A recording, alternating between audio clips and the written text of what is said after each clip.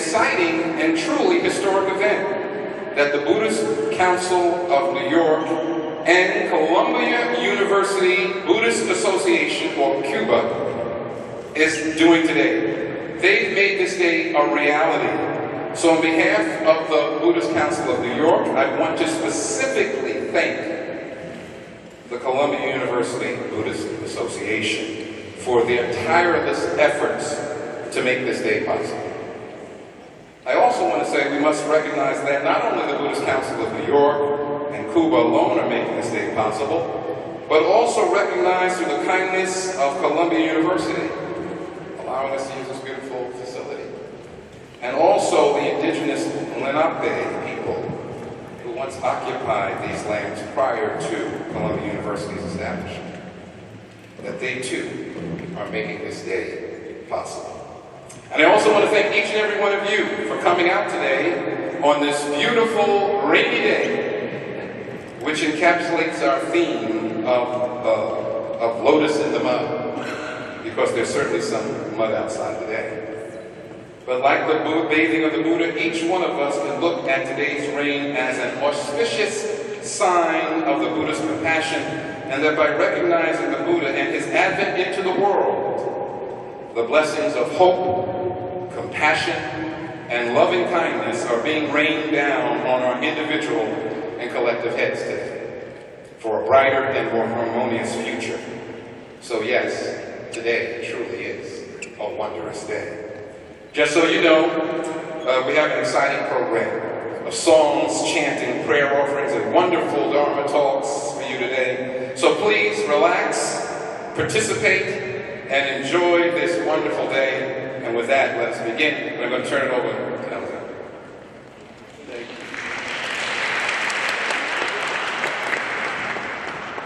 you, Reverend James, for opening this up. It is a pleasure co-emceeing alongside you.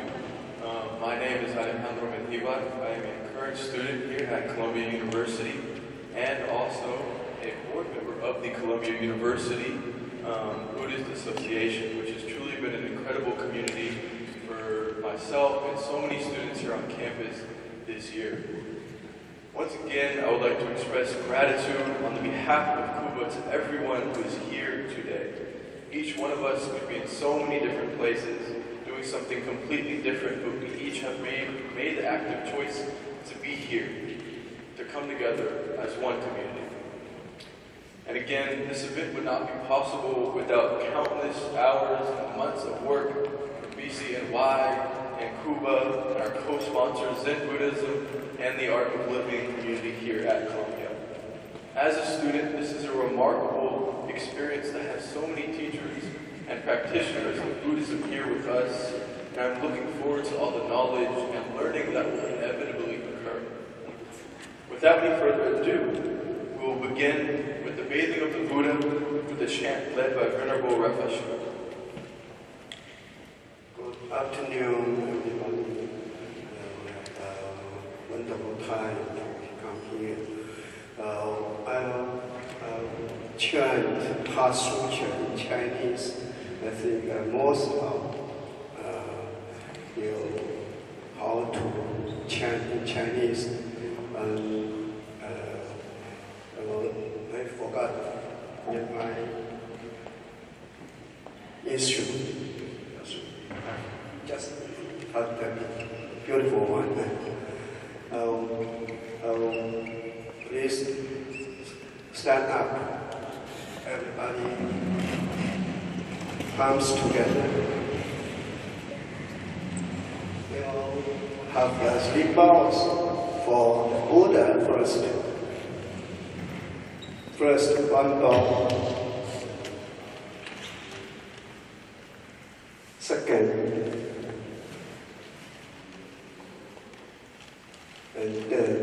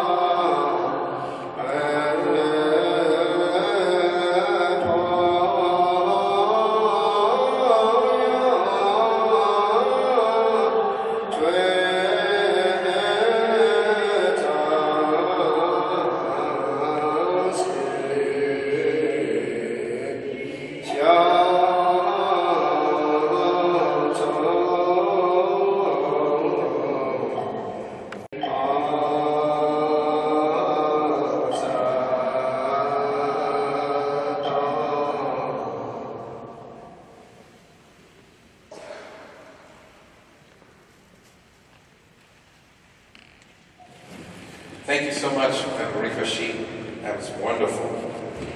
Next, we have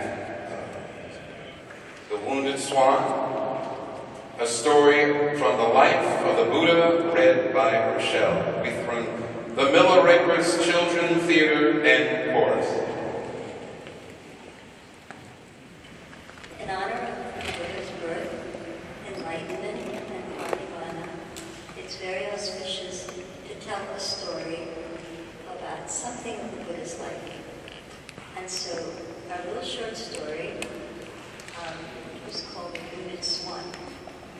And I would like to invite all of you, the Sangha, in this audience, to imagine that you will go back in time. 2,600 years ago. We used to say 2,500 years ago, but I think it's been a while that we move up the number.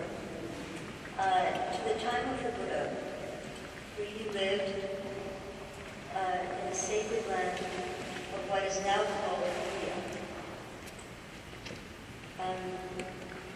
At the age of 29, so have you all visualized yourself in the sacred land of India? Buddhists are very good at visualization.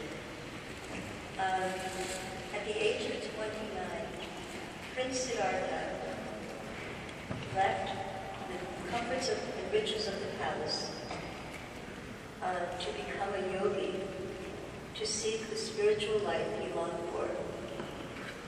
Our story finds our prince meditating under the shade of a papala tree in a lush green forest. Prince Siddhartha had cut off his long hair, left behind his jewelry, and beautiful silk robes in exchange for a simple white cotton cloth. Is it called a legging in India? Any India expertise here? The yogis wear like a little white cotton cloth. I think it's called a legging. This was Prince Siddhartha, our future Buddha. Soon Siddhartha was joined by two friends he had met in the forest.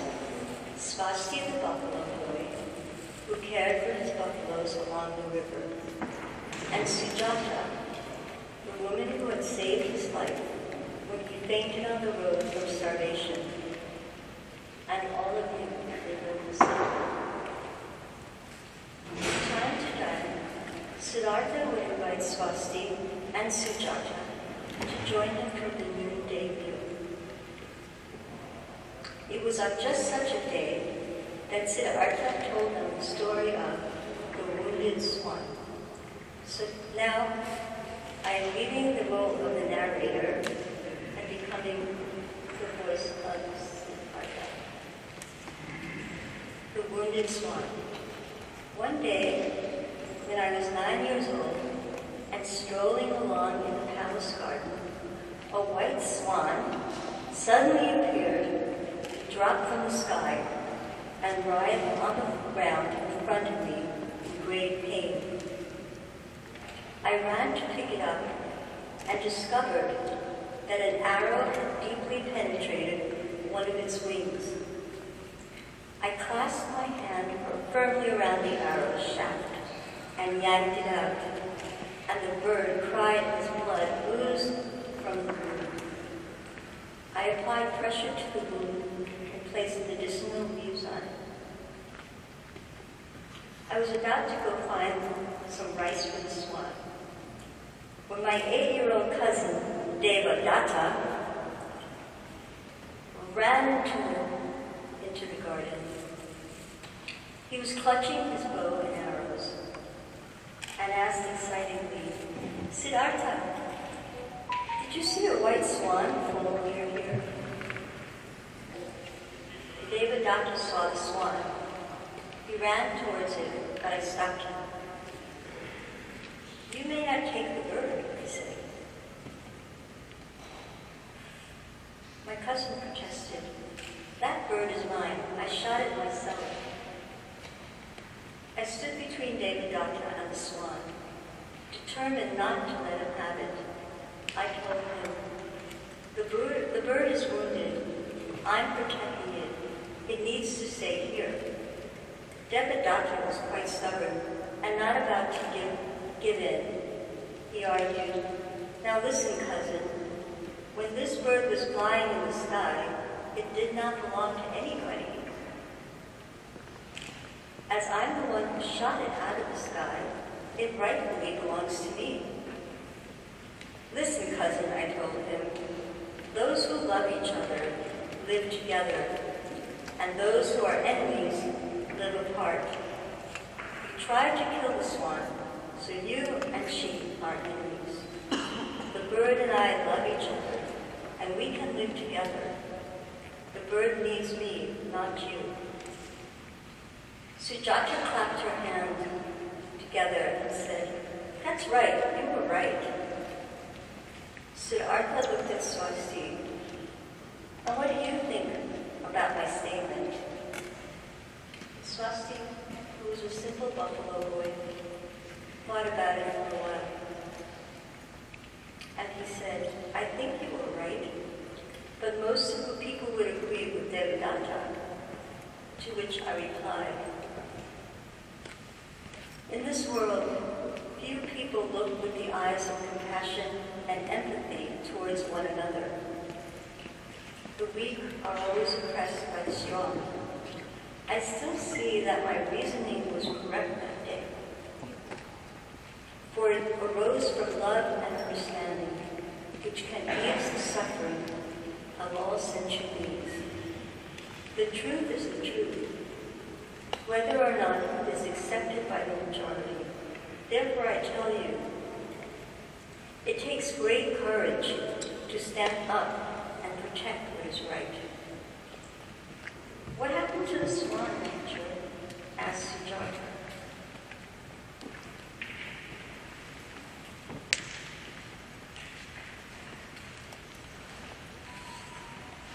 For 4 days, I cared for her. When I saw that her wound was healed, I released the swan, warning her to fly far away, lest she be shot again. The end.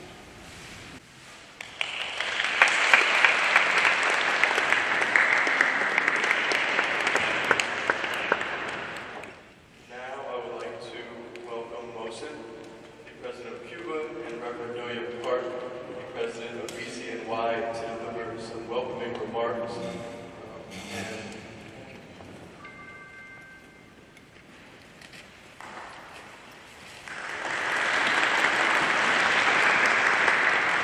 Thank you, Alejandro, and good afternoon, everyone. Welcome.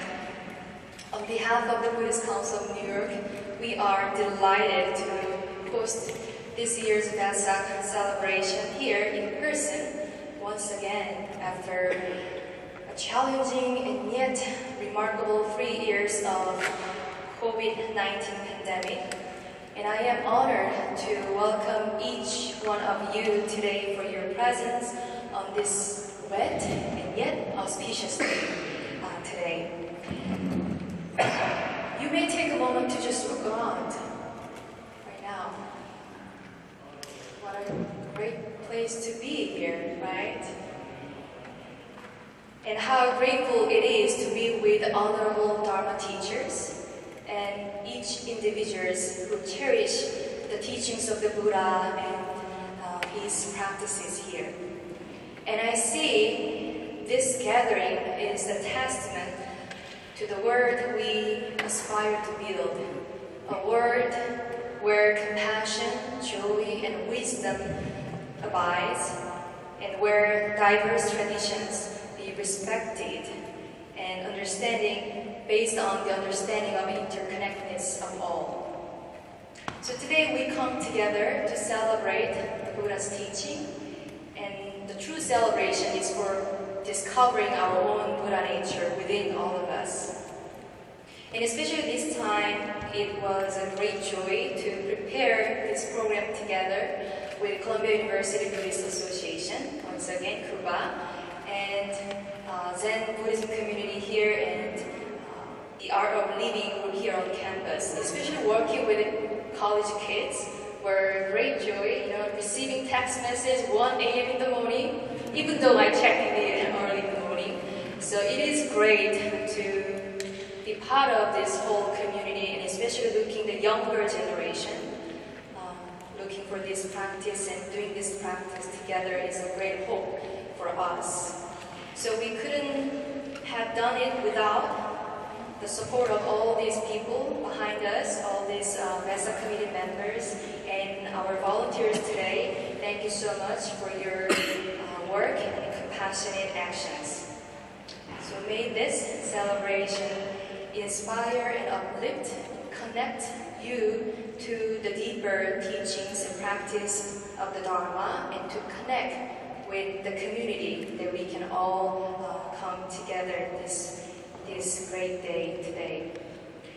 Once again, thank you so much for being here. I promised my dear friend Mosen that he could have a little more minutes so that he can express his gratitude to all of you today. So I would like to invite Mosen here. Thank you.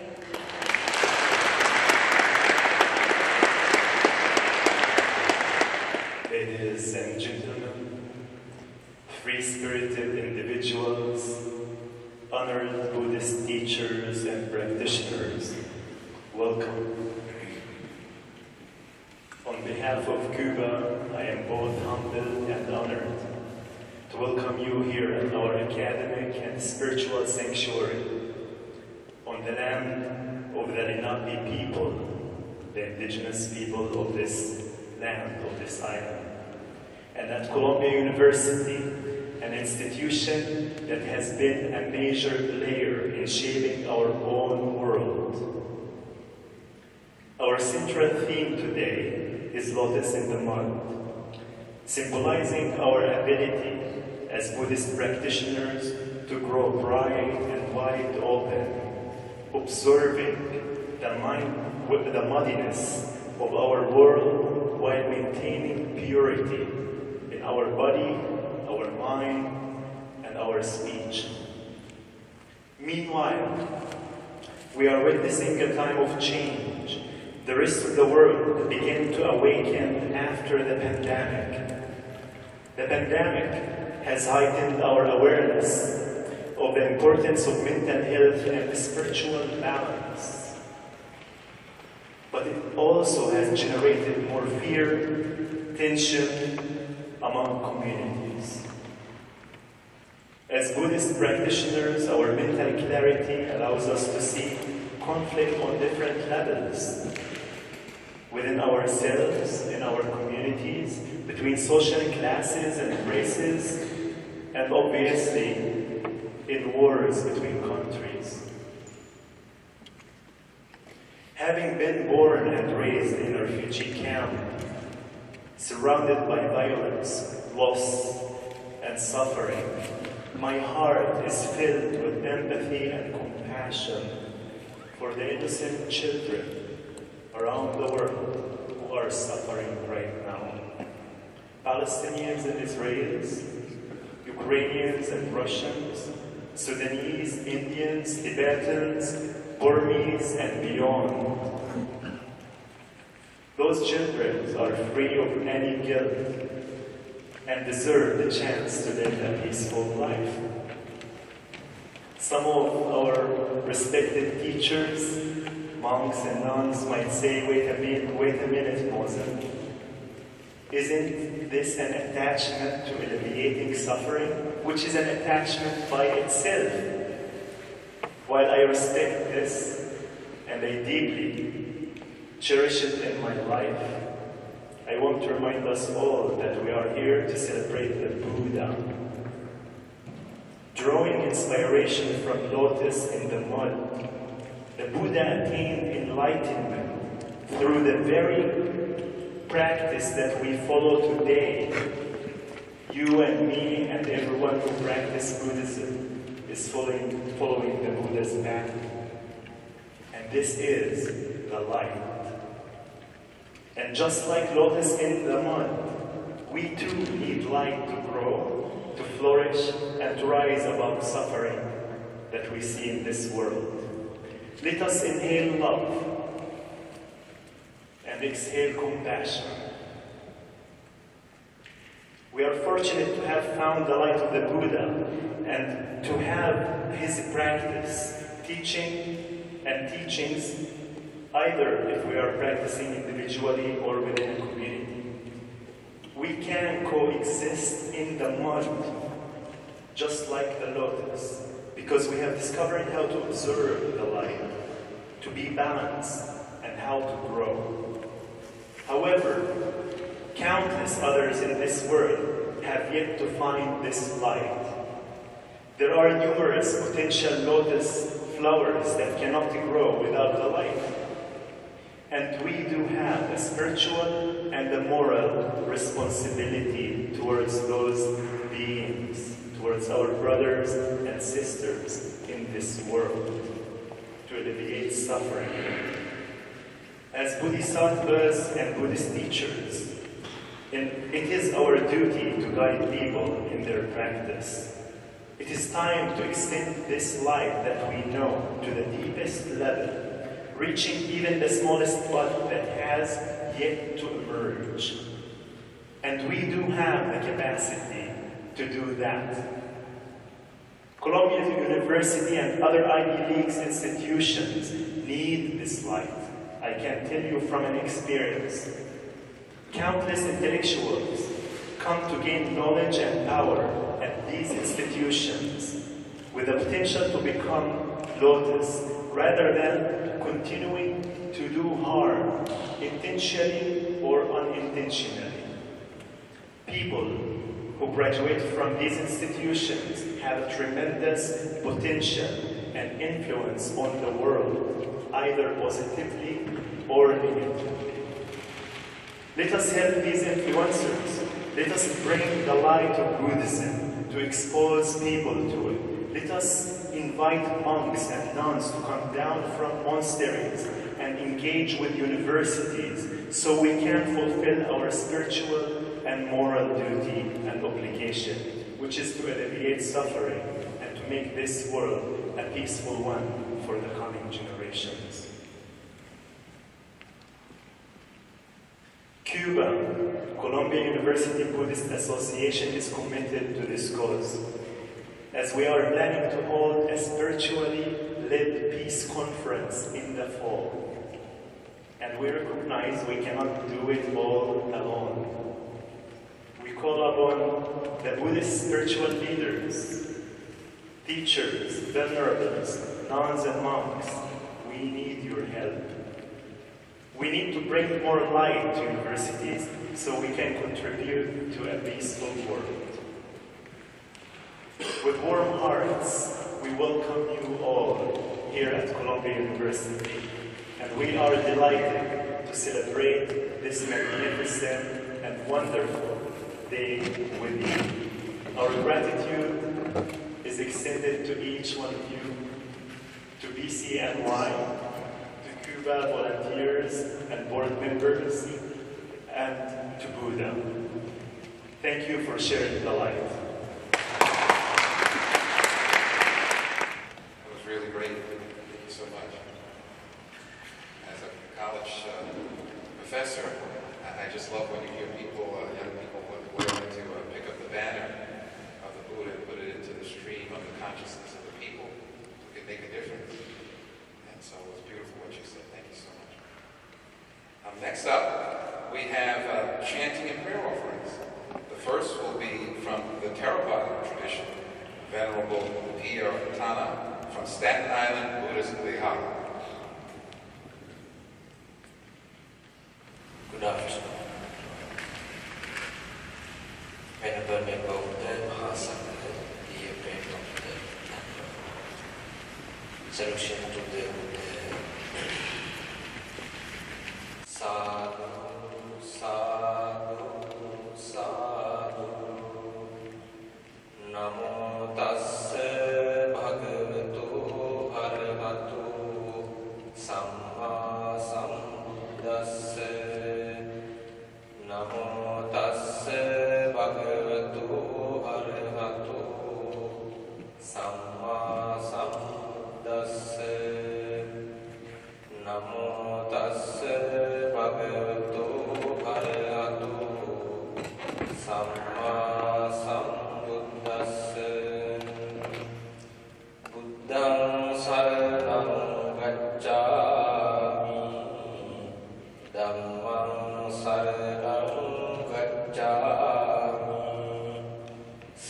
Sanghang saranang gacchami Dutiyampi buddhang saranang gacchami Dutiyampi dhammang saranang gacchami Dutiyampi sanghang saranang gacchami Tatiyampi buddhang saranang gacchami Tatiyampi dhammang saranang gacchami Tatiyampi sanghang saranang gacchami. Homage to the Supreme Buddha.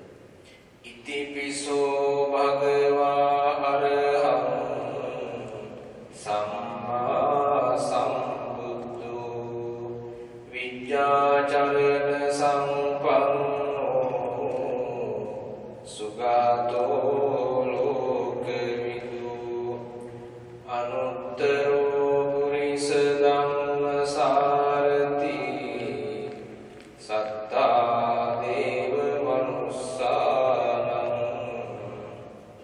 buddho bhagavati sukho buddhanam uppado sukha saddhamma desana sukha sanghassa samaggi samagganam tapo sukho sabba pāpassa akaranam kusalassa upasampada sacitta pariyodapanam etam buddhanusasanam vandāmi cetiyang sabbam sabbadhāni supatittitam sāririka dhātu mahābodhim buddha rūpam sakalam sadā sadhu sadhu sadhu. May the blessing of the Buddha be with you always. Thank you.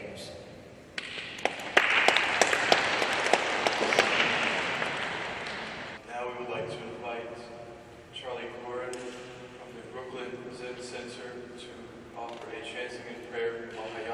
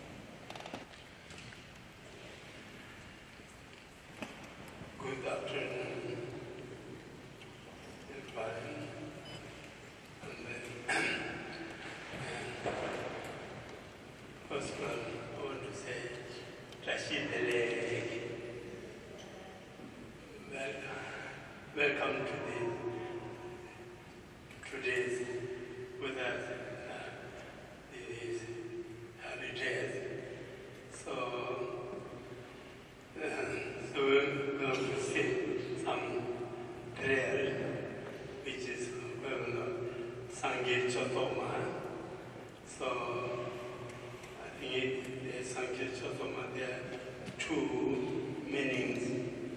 First is taking you to the Buddha Dharma Sangha. Then second is developing the Bodhicitta, the altruistic mind, for the sake of all sentient beings.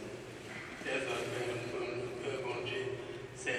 If you want to follow with us, welcome.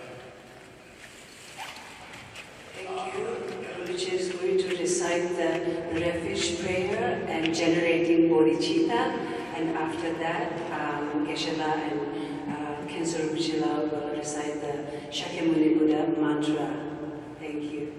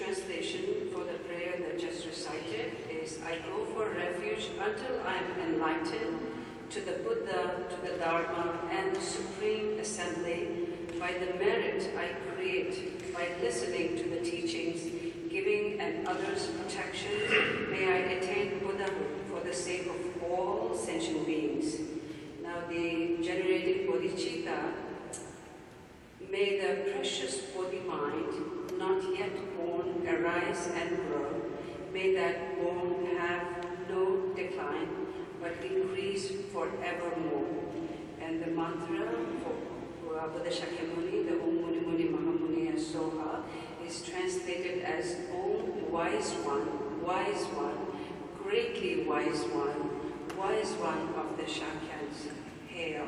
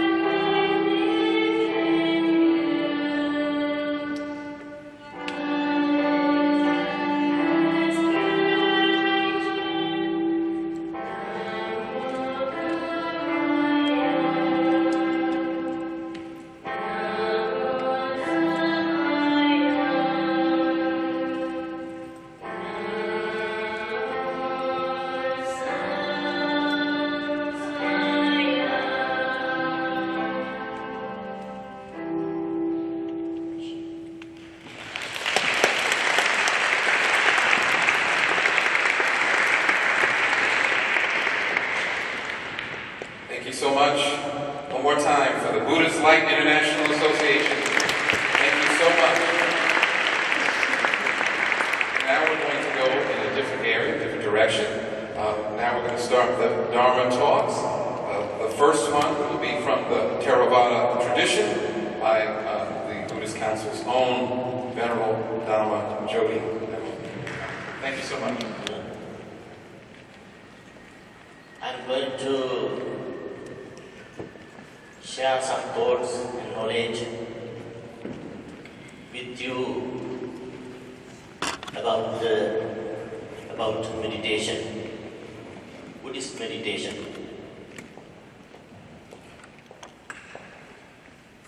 Buddhist meditation consists of two parts.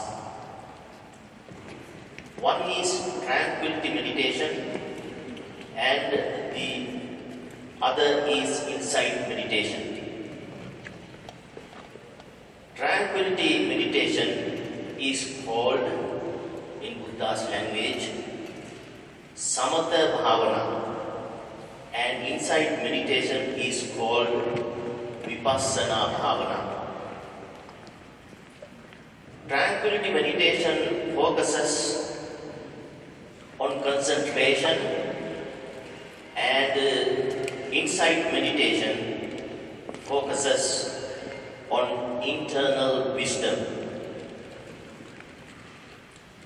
They are also called by the name of Chitta Bhavana and Panya Bhavana. Chitta Bhavana means cultivating the mind, and Panya Bhavana means cultivating wisdom. We have in ourselves the potential to do both. Cultivate the mind to gain concentration and to cultivate the wisdom to liberate ourselves from suffering. Hence, we will discuss concentration meditation and wisdom meditation in details.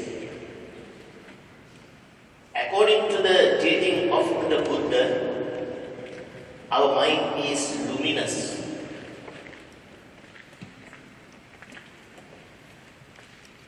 He stated, Buddha pointed out,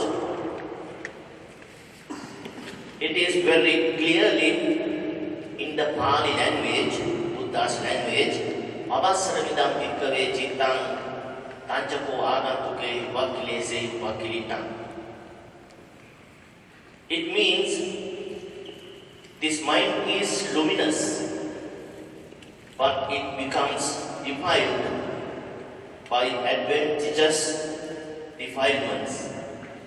The mind by nature is luminous, but it becomes pollutant from external pollutant.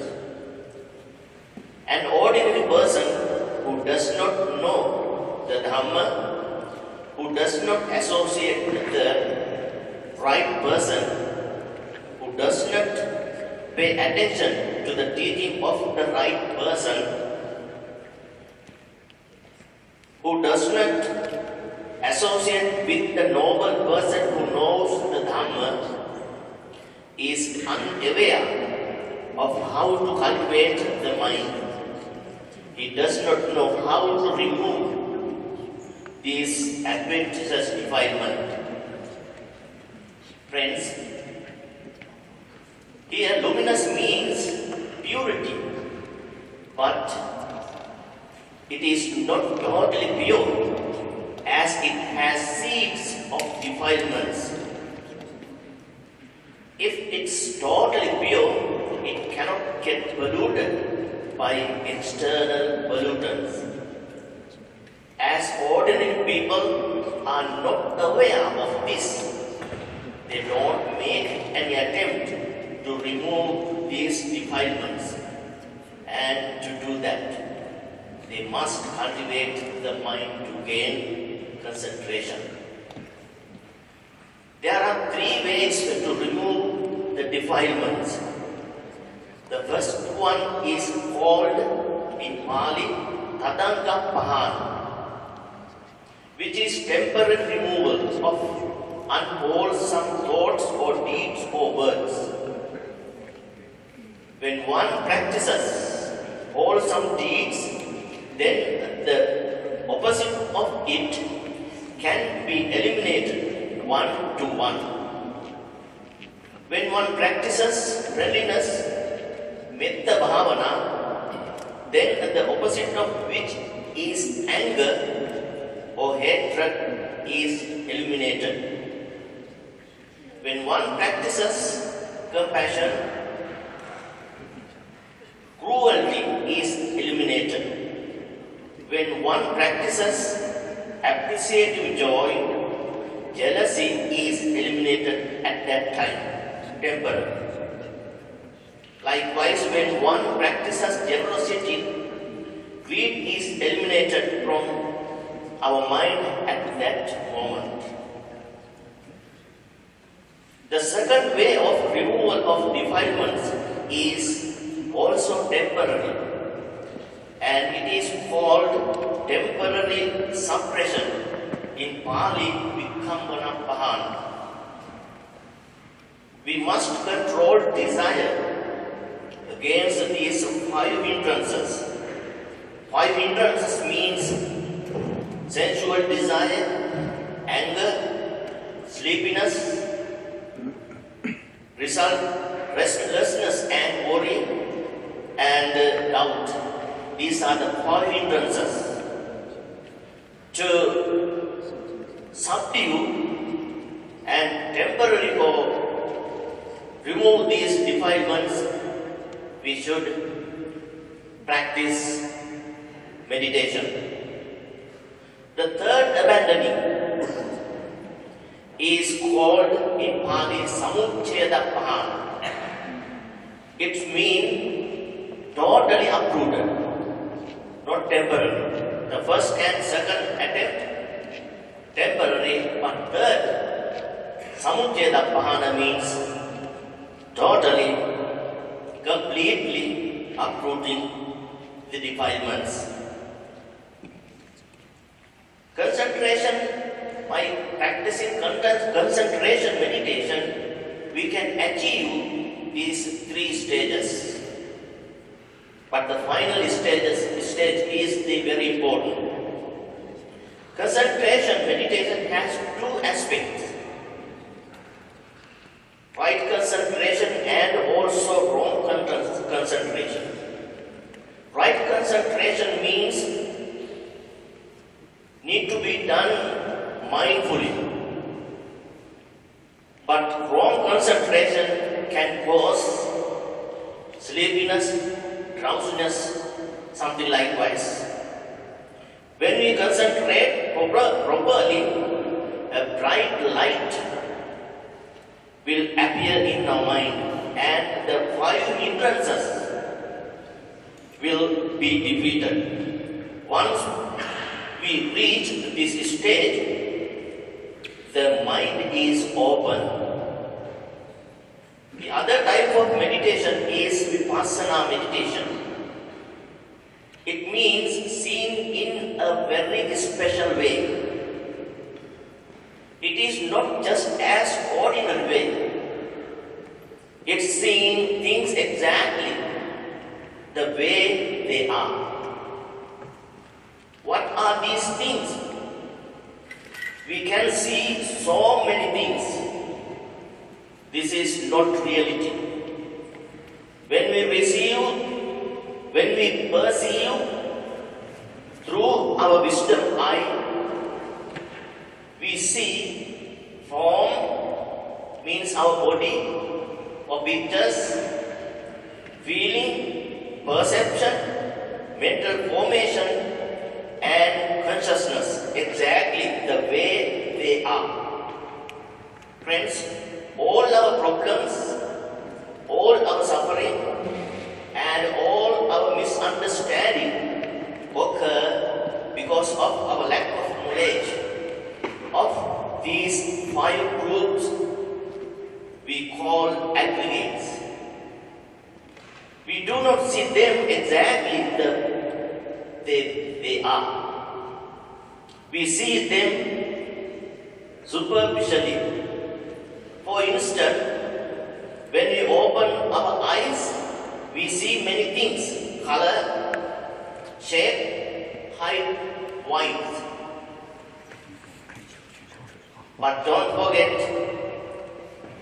cannot see anything in this world or beyond this world twice. Because every moment, everything is changing. Now, we will explain about the body. The body is made of water, heat, air, and solid. This body is neither beautiful nor ugly, but it is an impermanent entity. It keeps changing constantly. This is the truth. We keep changing from the start of conception.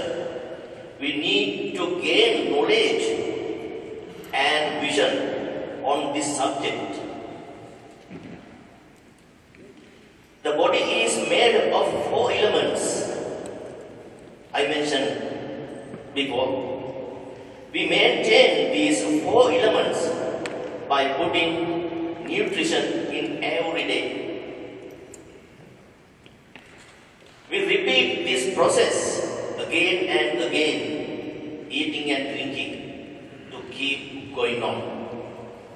To develop knowledge about our body, we need to incorporate listening, discussion, reading, associate a good teacher, and thinking by ourselves. This will make a difference within us while helping us experience a difference in our personal lives as well. This gives insight to realistic understanding. Buddha compared this body form, F-O-R-M form, to F-O-A-M form. Form seems solid, F-O-A-M form. Form seems solid, but it is not. Wind or water can blow it away. Again, the real knowledge about the body is vision. Sickness makes us understanding that our bodies are impermanent, as it appears again and again and again. When we understand this pattern, not only about our life, about the body, everything, we grow spiritually. We use our mind to cultivate concentration.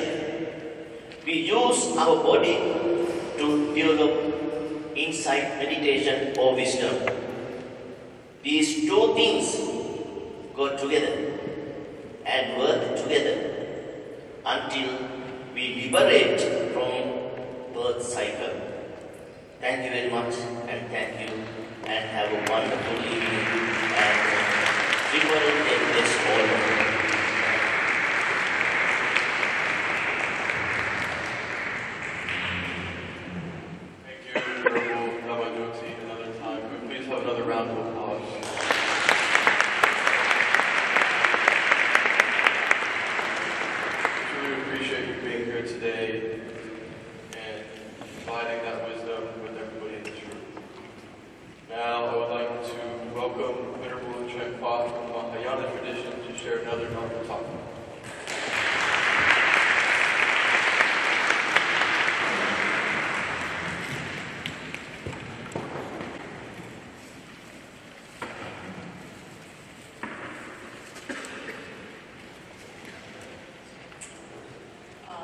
Dear honorable venerables, reverends, teachers, and all participants, I would like to thank the Columbia University Buddhist Association and the Buddhist Council of New York for inviting me here. My name is Chang Hua. I'm from Chen Meditation Center in Queens. We are under Dharma Drum Mountain lineage. And it's my privilege to represent Mahayana traditions to share some Dhamma here. As you know that for ordinary people, we come to this world with nothing, just this body. And then we get to know our parents, our siblings, relatives, teachers and friends and loved ones. At this moment, we take more than we can give. And then gradually we grow up and we learn to love each other, and then we can give more than we can take. And then we have to decide that what to pursue and what to let go, because we need to balance this give and take, to balance the gain and the loss. Until the end of our life, we finally find out that we never own anything on the outside. We are losing our life in the beginning of our birth till the end of our lives. And that's the pattern of our life. Buddha come to this world to tell us different kinds of life story. He found out that we are all in the process of the birth, aging, sickness, and death. No way out. And then he gave up everything, tried to find a way to find the true happiness and be out of the suffering.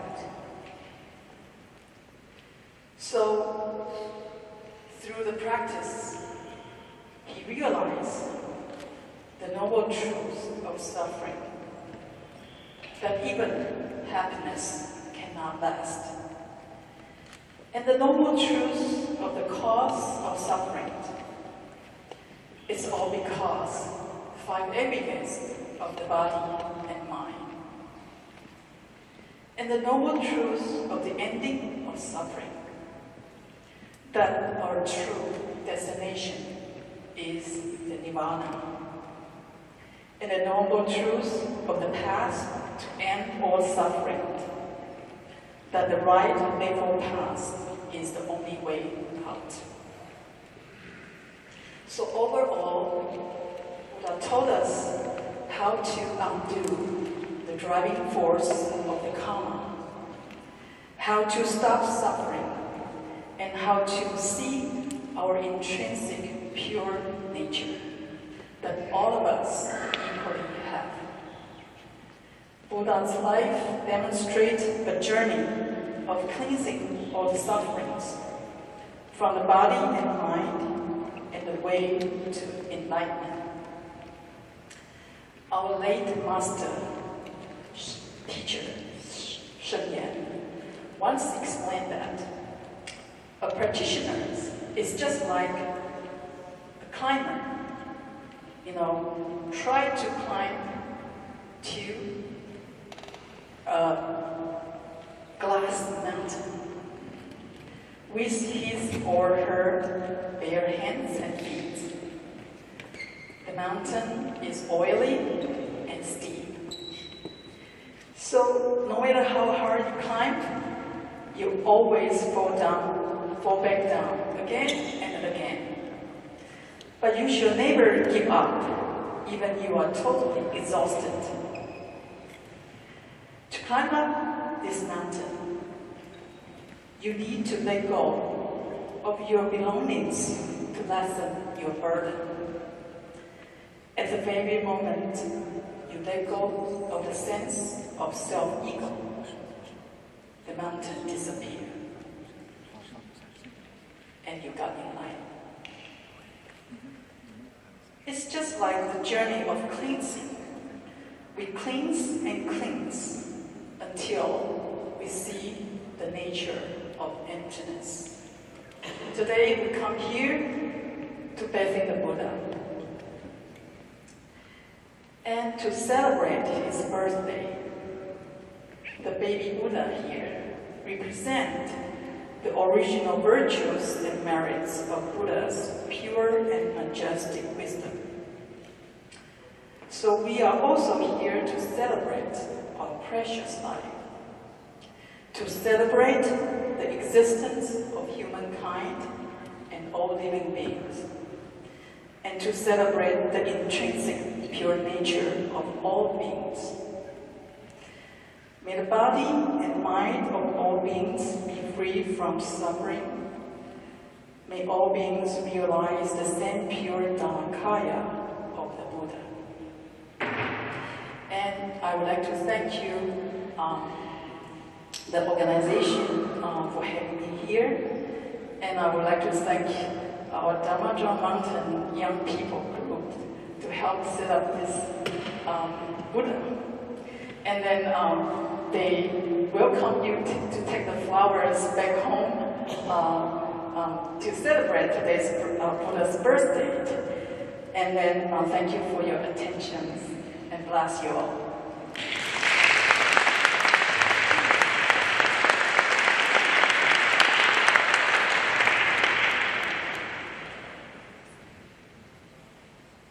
Thank you so much. That was a wonderful Dharma talk. Thank you so much, Cheng-Hua.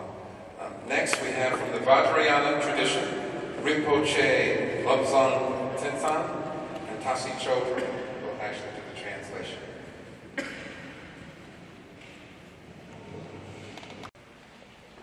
According to in Tibetan Buddhism, today is 2,500 over 500 years ago. Is that rich enlightenment sitting in the jungle. So then, according to the goes to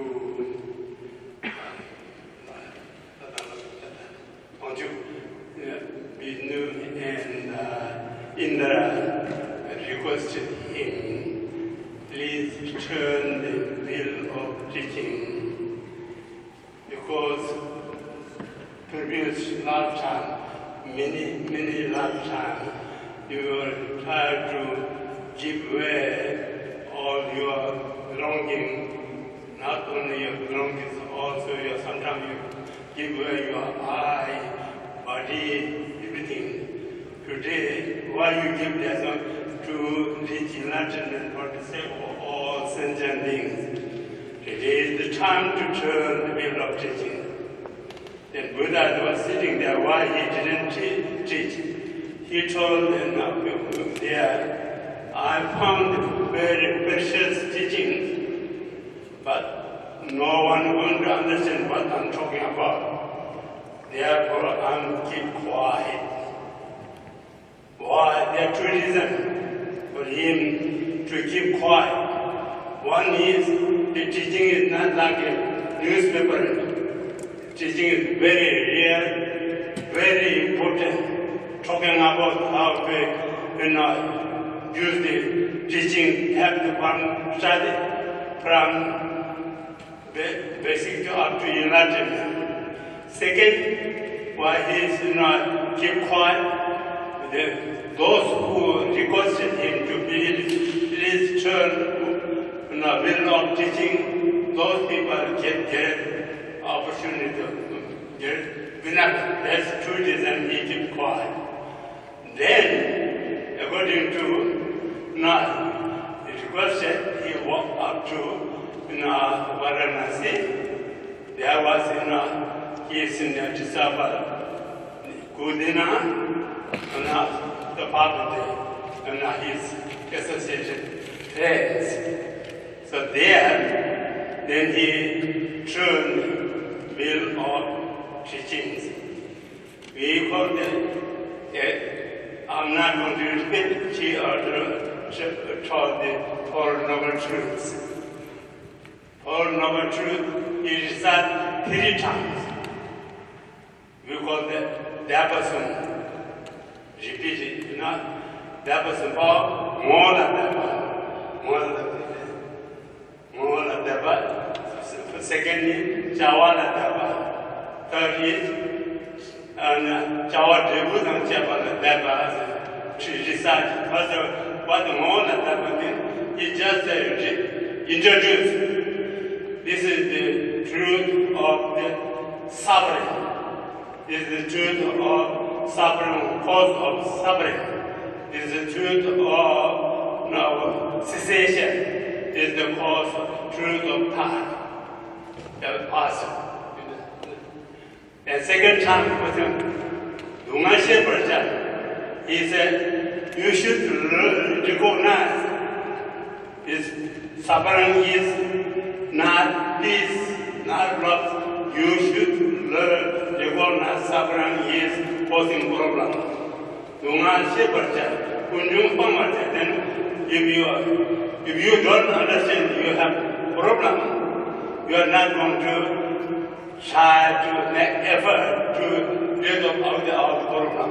Therefore, first important you learn you have problem. What kind of problem you have? You don't have cancer, so. Here talking about the emotion, anger, jealousy, pride, doubt. Now those are the main causes keep us since beginning less time to circle under the control of emotion to circle. Therefore, Buddha realized there is never hardly free from that. According to in our true way, the disciples are three types of. One who disciple who are looking just next river, be born as a human beings and gods or demigods. Then the second level one, that's not enough to born as a human being god. Again, chances you get born in the hell and so. Therefore, it is important to get out from the samsara, cycle existence, rid of all the emotions. The third, I reach united freedom from myself, from the samsara, cycle existence. But the third one, that's not good. I'm very shameful to just say, enjoy myself, the liberation and the freedom. But my mother beings are children that is suffering under the control of ignorant, jealous, emotion, so on. Therefore, I must reach enlightenment for the sake of all sentient beings. Therefore, then we have the two ways. Now, look at the get vehicles in the worry about. They don't care themselves because they are already free from the suffering cycle existence. But they care for more important all sentient beings, not just the human beings. It's all sentient beings. We say you cannot find any sentient beings who are never ever become your mother, your brother, your sister. Buddha said, I didn't see the place you are never ever born, I cannot find it. The beings who never ever become your brother, sister, enemy, I cannot find it. We become many times our friend, enemy, stranger, friend.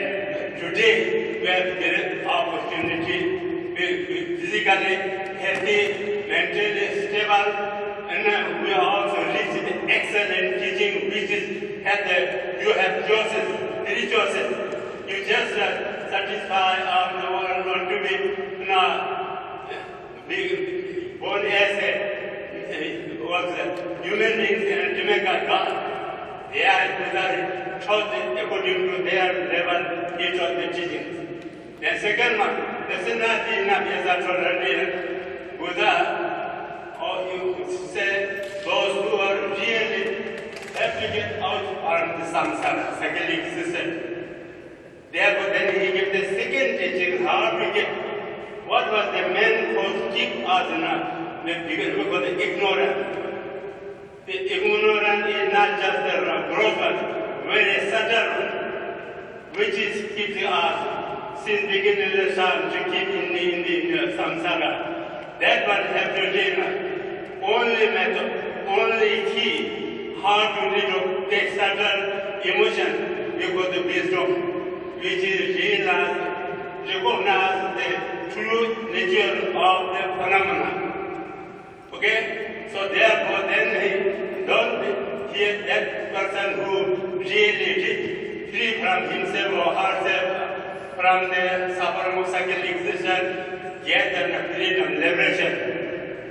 Then he goes further. Now this is not enough. Shameful to myself to reach liberation is not our mother beings are behind us. They need our love, our compassion, our support. Then try to enlighten, fully enlighten for the benefit of all sentient beings. Then there again you got the enlightenment. It takes not many lifetimes according to in a Sutta repetition. They have to go to speed up the practice to reach enlightenment in a sweet way because the tantric tradition. There we have the technique how to reach enlightenment through not changing self and others. Therefore we have through not tantra where we can get even what we have actually we have the opportunities, human life, human body have the opportunity to reach enlightenment even in one lifetime. There only way you can reach in one lifetime follow the tantric tradition. Like a Tibetan great yogi called Milarepa, who was in the beginning very poor person. Now, eventually, he decided to reach, how to practice. Eventually, he reached enlightenment following tantric tradition. Therefore, important for us, don't give up yourself. I cannot do. We human beings have the quality. We human beings have all the opportunities. That one we have to make a little effort. Don't say, oh, this is just the monk's job. Monks do the prayer, monks have to reach enlightenment. We have to supporting one way. But actually, everyone has the seed of Buddha. The nature of the mind is a pure, clear, luminous. That luminous mind, that clear mind, covered with ignorance, anger, jealousy, pride, doubt, so forth. That's when we make it effort, slowly try to get removed, and eventually we get opportunity. Even think our Shakyamuni Buddha. He was born in Hellgram. With his partner, he's pulling the hair rings and chariot. And the captain beating very badly his partner. Then he told him, I can believe, give him chance, relax, I can put the wheel.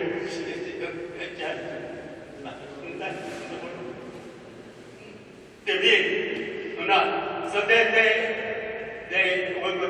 inhaled him and the guy get angry, beat him. Then he died born in heaven. There he started already enlightenment. So then eventually 2000, many times, long time, according to he did, but he came in the world. He came to in Shakyamuni name in 2500, over 500 years ago. So therefore, we are ourselves consider how wonderful, how lucky ever to reach Shakyamuni without teaching, which is has the technique, the method to offer in one lifetime. Don't have to wait in a long time. It depends upon our own practice, our own. No, we are always busy. Our mind, we are sitting here. The mind is not there. Mind is wandering all over the world. We have a mind looking here while you are doing practice, while you are saying the prayer, really from your heart, honestly, with your mind, the body together or not. Physically, you are sitting on a comfortable cushion, but mentally, you are visiting all over the world. Our friend, sometimes we don't learn of the enemy, so they are directing, devoting in the things that is the way. Our friend, enemy, neutral. They have then we get toward the enemy, we get anger, jealousy, pride. Toward the friend, we get the attachment. Toward the not, we get equal, not anger, not neutral. So that's equal. So that's where we how we have been done. Now I'm just suggesting everyone. No, I'm woman, I cannot do. I'm lay person, I cannot do. I am not. This job is monks, nuns, and not. Everyone equally have the right to reach enlightenment. There are many we have studied, have this men, women, monks who follow truly reach enlightenment. This is the main aim to reach enlightenment. Therefore, Shakyamuni, Buddha, many times, they make direct efforts. So, I don't want to talk here. Now I want to say something. Okay, the teachings, I'm trying to show sorry, it's okay, a few minutes. Yeah, it's, I want to something, she said, but you cannot, because more than that, the whole novel the woman, first one, you recognize the suffering so. The second, the woman said, what you learn, you know more, you learn so. So I check it now. So my English is not very great, but I want to try to make you more comfortable and clearly try to speak it. And my limitation of the vocabulary, and I'm not learned from the truly nice way. So for other money, this is today here, this is not giving me the opportunity to join it here, and I'm very appreciative for it,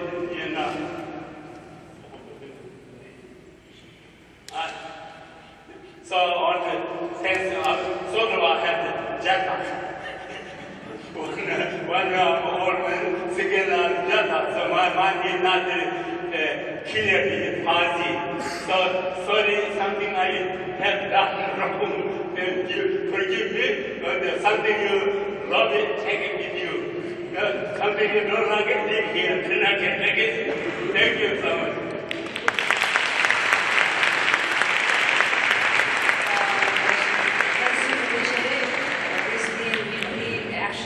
From South India. There's a group of Ladakhi delegates who had a conference with Columbia University Partnership, and so we are very fortunate to have one of the senior Lama from Toshilubo Monastery from South India representing the Vajrayana Buddhism. And basically, Rinpoche just said that Vajrayana Buddhism is, you don't have to be a monk or a nun. It is anybody, anyone can achieve enlightenment in one single lifetime if you can subdue the afflictive emotions, the anger, hatred, desire, all of that, and give rise to the wisdom, the true nature. So thank you all, and he wants to thank Cuba and thank the PCNY for the opportunity.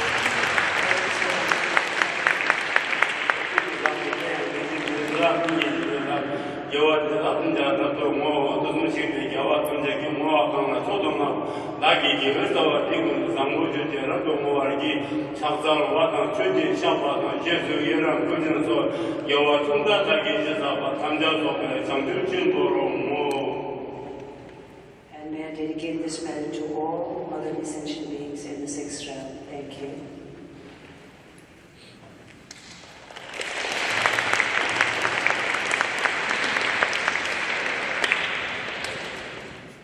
Thank you so much, Sir Koche, for that Dharma talk. And thank you to all the speakers so far.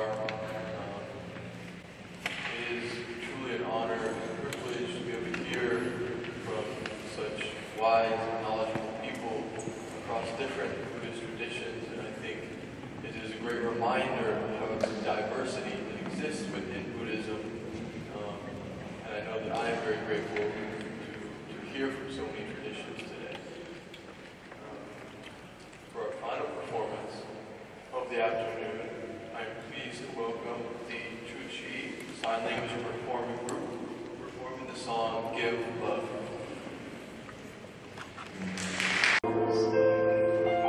Love's come a sign of gratitude's eyes.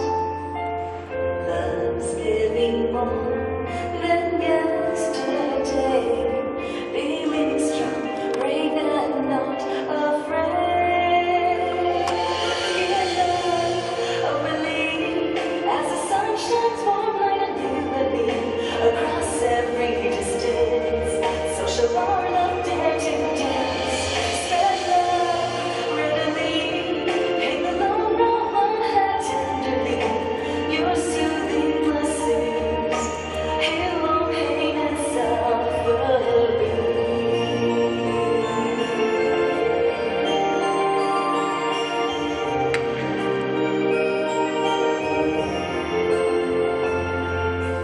Love walks down while sharing smiles. Love's found a sign of gratitude's eyes.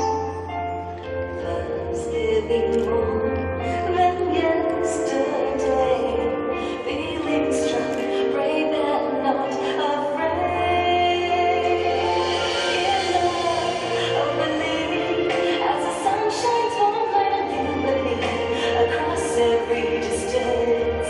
Social born of dare to dance. Spread love readily. Take the long road one had tenderly. Your soothing blessings heal all pain and suffering.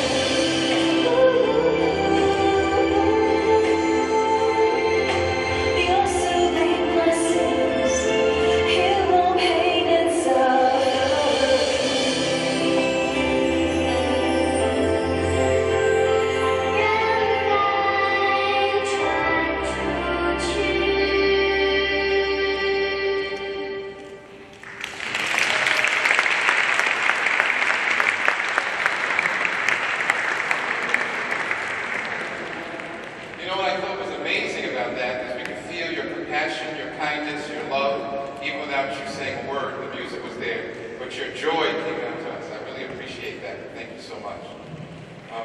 Thank you. Let's give him another round of applause. In your schedules, remarks by wonderful Roshi Pat Nikki O'Hara, but she's a little under the weather today. But she's put in her stead our good friend Uke from the village Zendo. He will say a few words. And thank you so much, Uke. So everyone knows Uke has done so much work on behalf of the Buddhist Council in the past. He had actually tried to do our things for the chaplaincy program and things of that nature. He's a certified chaplain. Good afternoon, everyone. As James mentioned, I am a senior student and also a novice Zen priest. And I learned from the Buddhas and our greetings to the assembly. What I was thinking about, she asked me to make some closing remarks, and I felt a bit intimidated. I could follow Nikki O'Hara, but I'll do my best.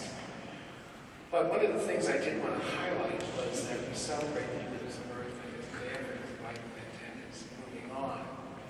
But I'd like to also kind of highlight what's called Wahatsu, the day of the Buddha's enlightenment, when he achieved enlightenment. And for one moment, I'd like to believe that Shakyamuni looked out and said, how do I help people see what they already have? How do I help people see what they already have? And if he decided to stay in enlightenment, we all wouldn't be here now. But he got up and he taught, so that we are told by the writings, and that's why we're here. We're going to get up and we're to teach. That's what we're commissioned to do. So I'd like to see that, and say that we've never reached it. We're still in the process. We're still in the process. And the diversity in this room tells us the work continues. Because there are a number of people who do not see what they have. And it may be our work to help people see that. So thank you.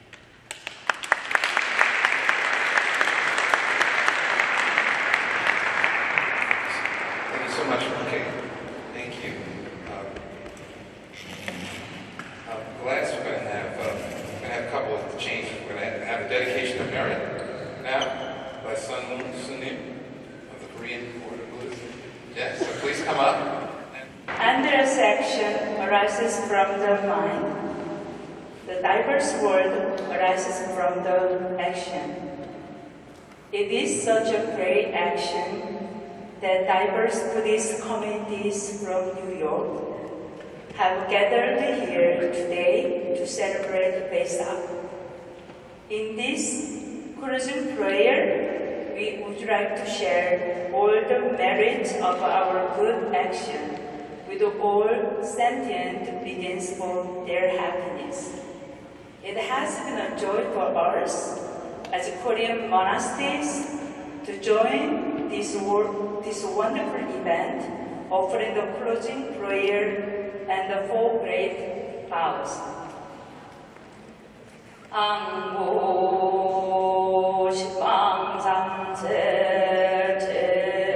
제망중중무진 삼보자종 불사자비호수나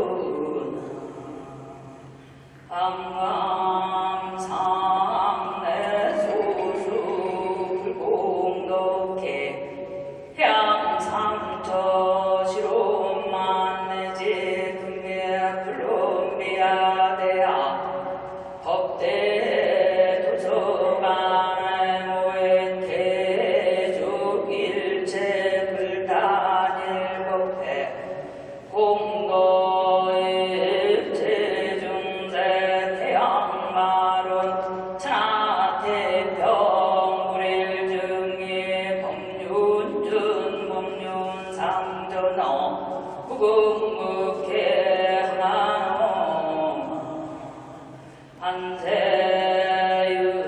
한세유원 함사법계 불량불자등 동루화장장엄의 동의보리대도량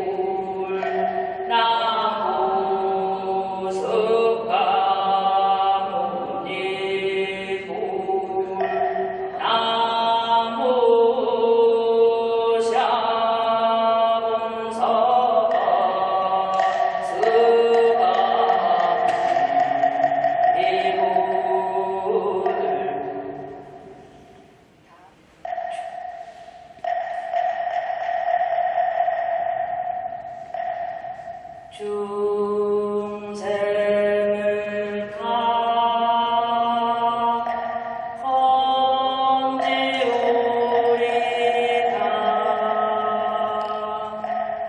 번뇌를 다 끊으오리다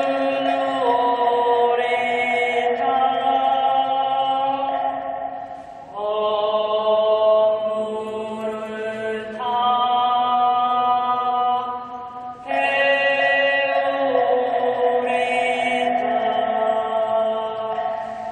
골도를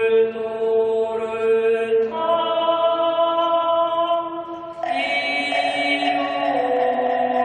이루리다.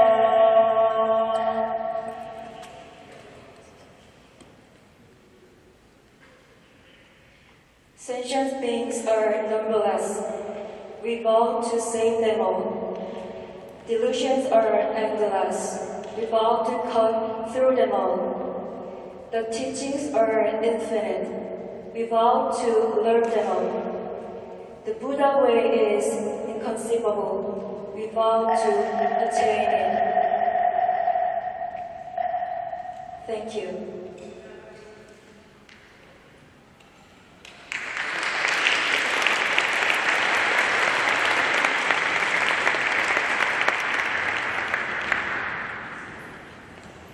Yes, thank you. That was fantastic. Can we give them another round of applause? And we're going to do, I wanted, Rochelle, right? You wanted to do the right? You wanted to do prayer with Robert? So as they're doing their prayers, so people can come up, I guess, and bathe the Buddha. Does that make sense? We want to make sure that no one gets out of here without, if they want to bathe the Buddha, they will do so. Is that fair? So let's do that now. All right? And then later on, we're going to do the, after they finish their prayer, Robert and Michelle, we're going to then have a little get together until about an hour.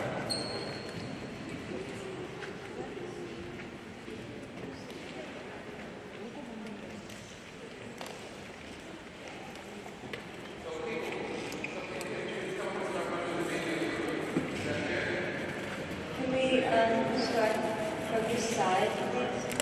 First row.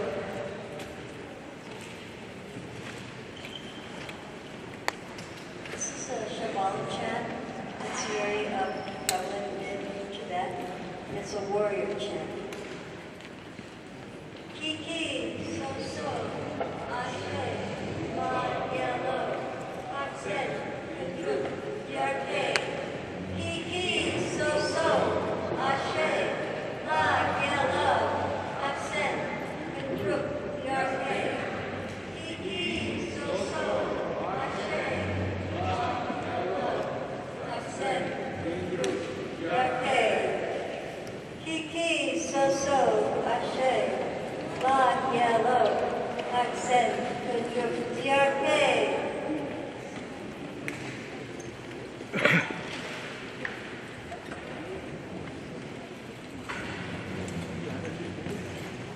Thank you, everybody. That was beautiful. Keep coming up and do the Buddhas.